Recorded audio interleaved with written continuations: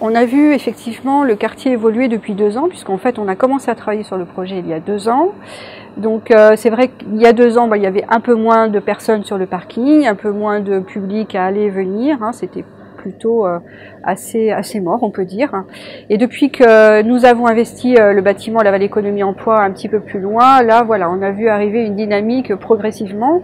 Et aujourd'hui, on peut dire que le quartier vit assez pleinement.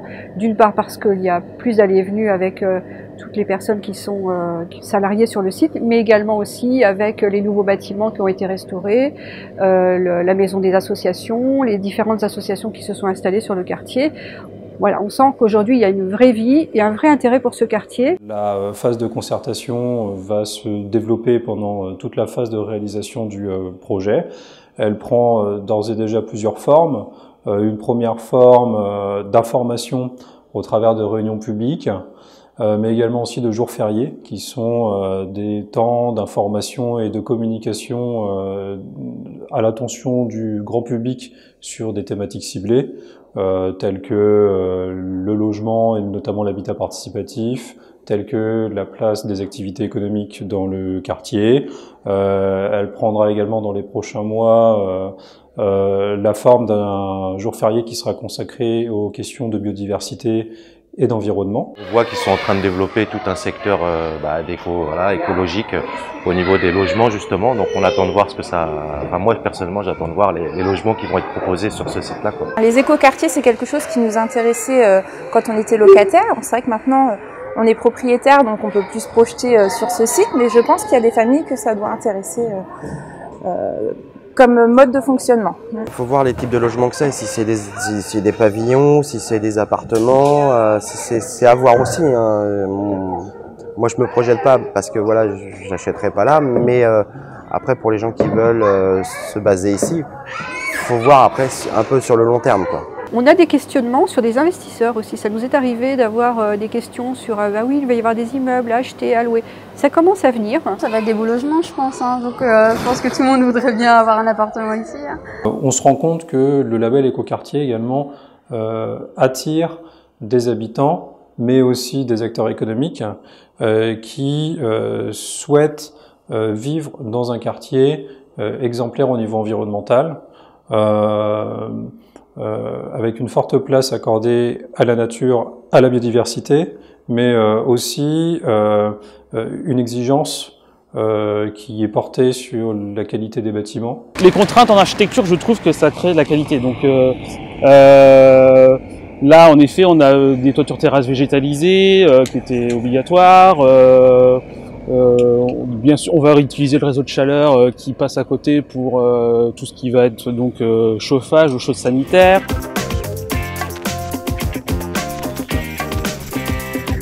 Avant, je suis venue pour le site Pôle Emploi. Sinon, c'est vrai que c'est un site que je connais pas beaucoup, donc à part Pôle Emploi, non, je ne viens pas sur ce site. Bah, il y a le Pôle Emploi qui est juste à côté, donc j'y allais de temps en temps avant. Ouais. Et mais après, maintenant. C'est vrai que venir ici, c'est que pour... là, c'était que pour le petit, quoi. Oui, je le connaissais puisque je suis né à Laval, mais c'est quelque chose qui était vachement isolé avant, puisqu'on n'avait pas accès à cette partie de la ville, on va dire, puisque c'était réservé aux militaires essentiellement. Donc aujourd'hui, on découvre on va dire, cet espace qui est énorme en fait. Donc après, on imagine bien qu'il y a des projets sur ce site, donc on attend de voir l'évolution de ces projets-là justement. Une petite problématique que nous avons actuellement, c'est que comme le quartier accueille de plus en plus de personnes, on voit de plus en plus de personnes venir nous demander où trouver telle ou telle structure. Donc là, un petit clin d'œil pour dire qu'il est vraiment temps de bien signaler le quartier, puisqu'on est assez souvent amené à orienter les personnes. Et nous-mêmes, on est un peu perdus, puisqu'on sait qu'il y a des associations qui sont un petit peu plus haut et qu'on n'arrive pas forcément à positionner. Donc là, c'est vraiment une demande assez urgente. Les gens sont un peu perdus, à la fois sur où trouver les structures et à la fois comment se stationner également, puisqu'aujourd'hui, on voit que le parking, comme là aujourd'hui, est plein et qu'il faut aussi amener les personnes à se stationner au démarrage, enfin à l'entrée du quartier. Et là aussi, il faudrait davantage de signalisation pour expliquer aux personnes comment rejoindre le quartier à partir du parking qui est à l'entrée.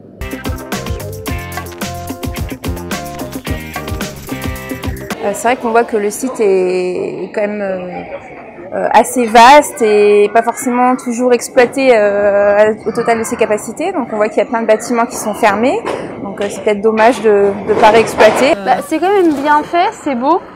Ça change de ce que c'était avant d'être au 40e RT, c'est beau et ils en font quelque chose de bien, quoi, quelque chose de beau.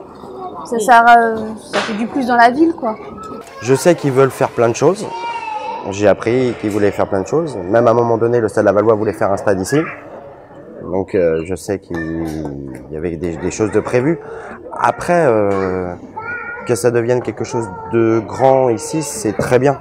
C'est très bien pour la ville de Laval. Les commerces éventuellement déjà, les premiers commerces, puisque c'est la ville dans la ville. Moi j'ai toujours dit que ce petit quartier était la ville dans la ville, puisque aujourd'hui on s'aperçoit, vu qu'ils ouvrent tous les murs, on s'aperçoit que c'est un espace qui va forcément être commercial aussi. Donc il y aura un enjeu économique certainement sur cet espace-là, auquel on s'attend effectivement à avoir des... Parce que s'il y a des logements, qui dit logement, dit proximité en termes de besoins, notamment de commerce. Et effectivement, sur le haut de la ville, il n'y a pas grand-chose. Quand on s'aperçoit qu'on monte un petit peu la rue Bernard Lepec, ça se limite à Hilard et après, c'est compliqué pour les besoins de certains habitants. Après, on n'est pas très loin de Carrefour, on n'est pas très loin du centre-ville non plus.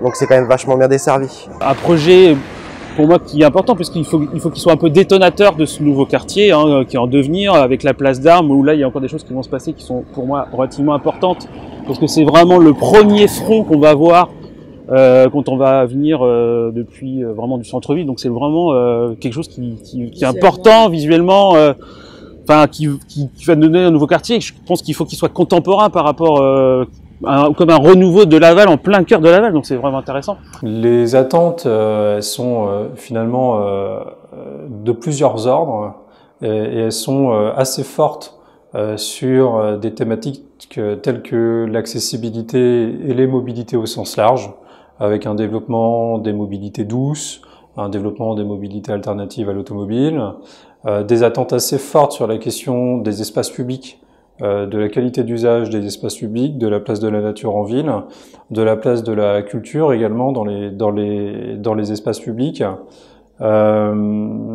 des attentes assez fortes également sur des lieux de vie en commun qui permettent une mixité sociale.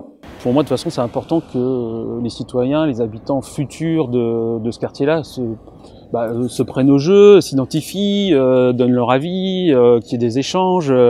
C'est nécessaire pour s'approprier un quartier et le comprendre aussi au futur, quoi. C'est essentiel.